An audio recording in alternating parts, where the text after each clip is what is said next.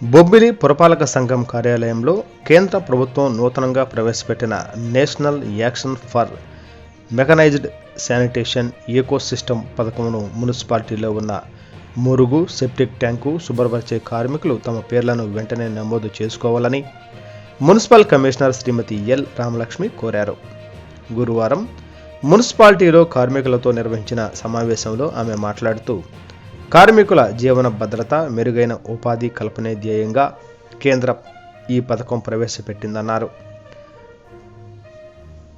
మురుగు శుభ్రం చేసే కార్మికులు, సెప్టిక్ ట్యాంకు డ్రైవర్లు, హెల్పర్లతో పాటు నేటి నుంచి నమస్తే కార్యక్రమంలో ప్రత్యక్షంగా, పరోక్షంగా నిమగ్నమైన వారు కూడా ఈ పథకంలో నమోదు కావాలన్నారు. ఈ కార్యక్రమంలో పర్యావరణ ఇంజనీరు మరియు వార్డు శానిటేషన్ అండ్ ఎన్విరాన్మెంటల్ సెక్రటరీలు పాల్గొన్నారు.